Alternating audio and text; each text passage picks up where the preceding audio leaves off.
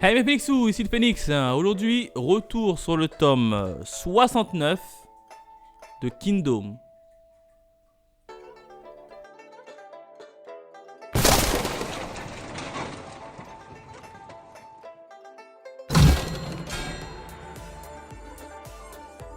Comme d'habitude, on s'arrête sur la jaquette, jaquette qui est super pas mal, puisque comme dans le tome 68, le dernier tome, on avait un peu les généraux de Riboku. Cette fois-ci, dans le tome 69, on a tout simplement tous les généraux et les commandants de Kanki. Regardez-moi tout ça là, oh là là là là.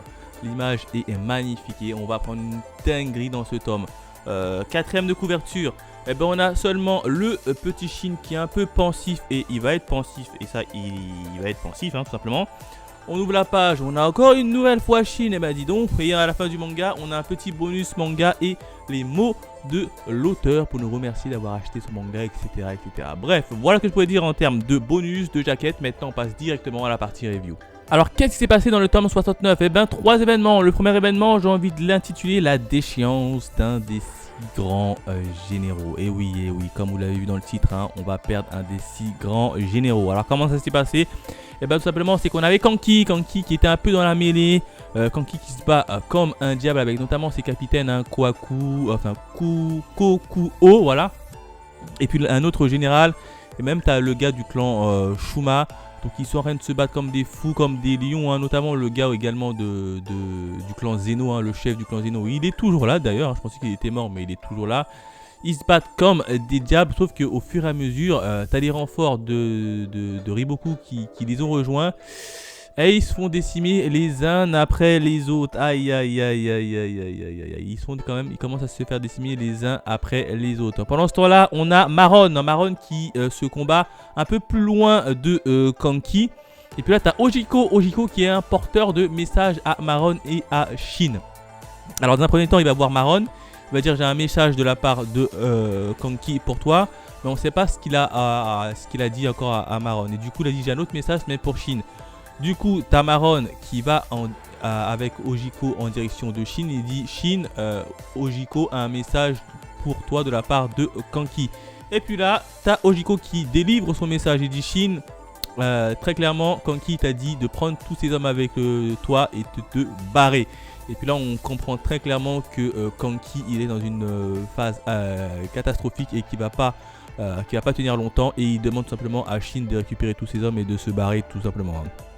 Et puis là tu vois quand même que Shin il avait mis à l'écart plusieurs clans. Il avait pris le clan de Maron, il avait mis à l'écart, il avait mis le clan de Shin et de Muten également à l'écart parce qu'il savait que si jamais sa dernière attaque suicide fonctionnait pas, il allait se faire niquer. Alors pour limiter la casse, il a tout simplement éparpiller un peu son armée. Et puis là tu vois quand même que Kanki il est pas si mauvais que ça. Alors certes il a des penchants pour le meurtre, etc, un peu chelou, un peu macabre, mais quand il faut sauver la vie de ses compagnons, il y va. Et puis là on retourne dans la bagarre avec Kanki.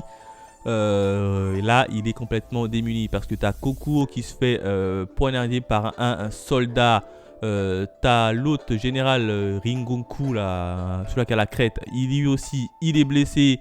T'as Zeno qui se fait détruire par un général également. Là du coup il reste plus que Kanki qui est dans la merde, Kanki et qui est dans la mouise. Et puis là t'as Riboku qui souhaite discuter avant que Kanki se fasse tuer, donc il souhaite discuter avec lui. Et puis là il veut savoir mais comment ça se fait que tu as aussi la haine. Et puis on va apprendre que en fait il a eu la haine. Et tout ça s'est aggravé depuis la mort de Shio. Et oui, parce que Kanki, il en pensait pour Shio, celle qui était l'ancien chef du clan des orphelins, j'ai envie de l'appeler comme ça. Elle s'est fait kidnapper, elle s'est fait violer, elle s'est fait couper et laisser pour mort. Et puis là, Kanki, il a juré de se venger. Du coup, Kanki, il a quitté le clan des orphelins, il a créé son propre clan, il est revenu et puis il a massacré en fait tous ceux qui lui avaient fait ça. Et c'est à cette période là qu'il a pris lui-même tous les survivants du château et puis il a décapité toutes les têtes des survivants qui étaient là lui-même. C'est comme ça qu'il a reçu le surnom de Kanki le décapiteur. Donc là c'était chaud pour Kanki et puis là ils se sont dit Kanki il ne redeviendra jamais comme avant. Et autre chose également c'est que Riboku a remarqué que en fait les soldats de Kanki tenaient beaucoup à Kanki hein, et il s'est dit au départ Riboku s'est dit l'armée de Kanki c'est juste un amas de clans qui s'est assemblé, mais en fait pas du tout hein. Il a pu voir que chaque combattant de Kanki quand même aimait plutôt bien Kanki, était prêt à tout pour le protéger, donc il a quand même reconnu ça. Et puis ensuite t'as Kanki qui fonce en direction de Riboku et puis il s'est fait transpercer par plusieurs lances avant d'atteindre Riboku, et c'est comme ça que Riboku est devenu le vainqueur de cette bataille puisque Kanki a perdu la vie.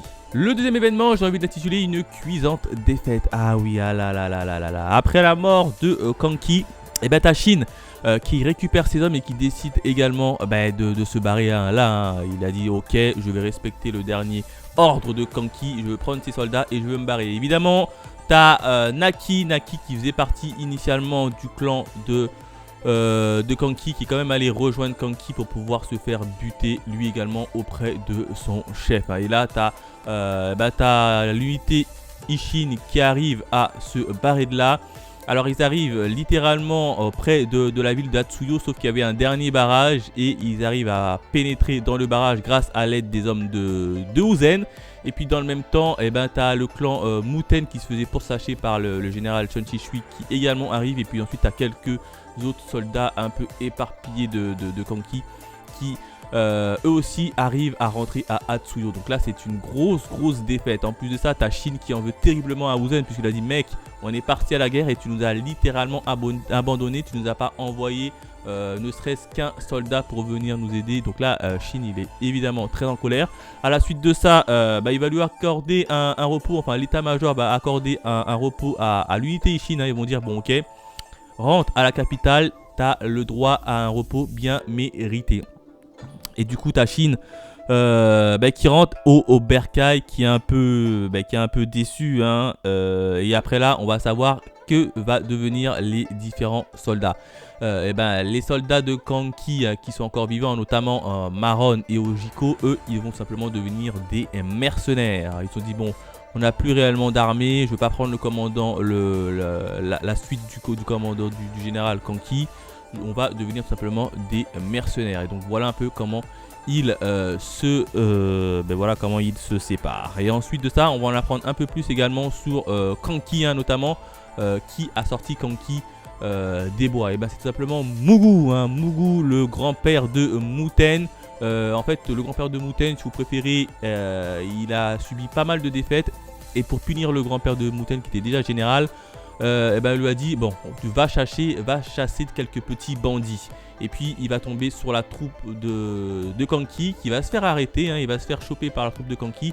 Et puis là tu as Mugu qui va tout simplement lui proposer à Kanki de venir sous son ordre. Et puis là Kanki il va accepter, puisque Kanki à mon avis s'est dit vu que c'est un général, si je travaille sous son ordre, je pourrais continuer à perpétrer mes atrocités de manière tout à fait légale. Donc Kanki il a accepté. Et c'est comme ça que Kanki a travaillé sous les ordres de Mugu. Enfin, le troisième événement, j'ai envie de l'intituler Changement. Eh oui, hein, puisqu'on va retrouver Shin qui sont tout simplement à Kin. Et il va intégrer l'armée de Tu. Et Tu, vous savez c'est qui? C'est l'un des 6 grands généraux. Et Tu, il va aller en direction de Han. Alors au début, on s'est dit, tiens, c'est bizarre, ils vont faire une nouvelle guerre à un autre état, alors que celle de Zhao n'est pas totalement finie. Assez bizarre. Et non, en fait, tout simplement, c'est que notre cher empereur et roi, il veut tout simplement s'accaparer les services de Kampishi. Kampishi, c'est qui? C'est tout simplement un gars qui est un peu comme Rishi. Et le seigneur, le roi de Kin, il a besoin de lui en fait tout simplement pour gouverner dans un futur proche tout l'état de Shin. Du coup, il a dit, lui, j'aurais besoin de m'attacher ses services. Du coup, il va lui envoyer une délégation un peu spéciale avec pas mal de cadeaux. Sauf que arrivé à la ville de Han, hein, eh ben, t'as une princesse qui barre un peu la route à tout. Il a dit non, rentrez chez vous, vous n'avez rien besoin de faire ici, cassez-vous de là. Et puis là, tu as un général qui arrive qui dit arrête, arrête, tu dépasses tes prérogatives. En fait, c'était tout simplement une princesse. La princesse, elle voulait absolument pas que Campishi quitte le royaume pour aller du côté de Qin. Hein. Et puis là, ensemble, ils vont commencer à discuter tout en marchant. Et puis là, tu as un petit soldat qui est un peu frêle, qui tremble beaucoup, qui va poser une question à Shin. Il va dire oh Shin, comment ça va? C'est toi le général, etc. Shin, il va lui prendre un peu d'eau. Shin, il va dire mais c'est qui ce soldat tout frêle, qui tremble tout le temps? Et puis là, le gars en question, en parlant à Shin, il fait que de bégayer. Et il va lui poser une question assez cruciale. Il va lui demander comment est-ce que tu vois l'être humain? Est-ce que les êtres humains naissent-ils bons ou naissent-ils mauvais? Et puis là, il attend tout simplement une réponse de Shin. Hein. Et puis là, Shin, il dit mais qu'est-ce qu'il me veut celui-là? Et avant de partir, eh ben, t'as le roi de Qin, il avait dit à tout, attention, Campishi, c'est un gars qui, quand il parle, il bégaye beaucoup. Et puis là, tout, il remarque ça directement, il dit ah mince, ça veut dire le gars avec qui Shin il parle, c'est Campishi. Et puis là, t'as Campishi qui propose la question à Shin. Et Shin, lui, il comprend pas, il dit mais qu'est-ce qu'il me veut ce petit soldat tout bizarre? Et puis là, t'as Campishi qui repose la question alors comment tu trouves l'être humain sur la Terre? Et puis là il dit attention à ta réponse parce que tout cela évidemment va faire suite à votre voyage ou pas. En gros si tu me réponds mal je te bute tout de suite, ou si tu me réponds bien eh ben, je viendrai vous voir et pourquoi pas on pourra continuer à discuter. Donc là ça va être un moment très tendu puisque c'est Shin qui doit répondre à cette question. Il n'a pas choisi Shin par hasard, puisqu'il a choisi Shin parce que Shin a combattu avec Kanki. Et oui, parce que Kanki, lui, il était plus... quand il faisait la guerre, il faisait de la guerre de manière assez atroce, quoi. Alors que Shin, lui, c'est un peu le contraire. Hein. C'était le seul bataillon qui ne pillait pas, qui ne brûlait pas pour rien, qui... Voilà. Et lui, s'est dit... Mais comment ça se fait que Shin a pu être accolé à Kanki qui est littéralement son extrême? Donc lui, il attend une réponse très cruciale de la part de Shin. Et voilà comment se termine le manga. Voilà que je pouvais dire sur le tome 69 de Kingdom. Un tome juste magnifique hein, qui voit la mort de Kanki. Kanki la menace, Kanki le salopard qui vient d'être... mise à mort par Riboku. Aïe aïe aïe aïe aïe. On perd un grand général. En plus de ça, c'est l'un des 6 grands généraux. Hein. À peine nommé, à peine il se fait buter. Mais franchement, je voyais pas comment Kanki allait tout simplement réussir à battre Riboku. Hein. Tellement Riboku, il a éclaté niveau stratégique. Hein. Oh là là là. Niveau stratégique, Riboku, il a pensé à tout. Il a piégé Kanki. Kanki, il est tombé les 2 pieds dedans. Dès le moment où Kanki est tombé dedans, c'était fini. Il a pensé à tout. Après, certes, dans la bagarre un peu regroupée là, il a quand même réussi à ébranler Riboku, mais ça n'a pas suffi malheureusement. À face, t'as quand même Riboku. Hein. Riboku a littéralement explosé Kanki en termes stratégiques. Ça, il n'y a pas à dire. Du coup, on perd quand même un des 6 grands généraux et l'état de Qin est quand même amoindri. Donc voilà ce que je pouvais dire sur le tome 69 de Kingdom. En termes de note, j'aurais mis la note de 5 sur 5. Hein. N'hésitez pas à me laisser vos avis dans les commentaires. Quant à nous, on se retrouve très vite pour de nouvelles aventures. Allez, bye mes Phoenixous.